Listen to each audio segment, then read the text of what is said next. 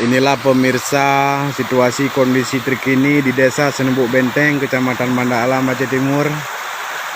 Ini adalah jembatan penghubung beberapa desa Senembuk Bayu, SP9, Pango, dan jembatan ini banyak dilalui oleh masyarakat, khususnya masyarakat yang petani. Akhir 2021 adanya proyek penggalian sungai atau normalisasi sungai yang mengakibatkan aliran sungai semakin menderas, dan rumah-rumah warga pun terkesan sangat membahayakan. Jika memang reruntuhan terjadi, maka masyarakatlah yang menanggung akibatnya.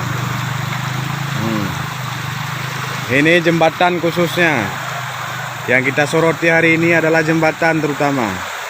Ini leger bawah sudah putus, ditopang oleh pohon kelapa, dan pohon kelapa pun hampir tumbang juga. Ini warga yang sudah merasa kesal dan resah terkait jembatan yang memang sudah lapuk, tidak layak dipakai dan tidak diperbaiki oleh pemerintah. Ini salah seorang masyarakat atau warga setempat, Iqbal, selaku bendahara umum dari Karang Taruna Desa Senembuk Benteng, dan itu adalah masyarakat yang melintas. Inilah kondisi dan situasi terkini. Yang kita perkirakan, jika memang nanti malam hujan lebat, maka ini jembatan ini besok kurasa nggak ada lagi dah, saking derasnya air.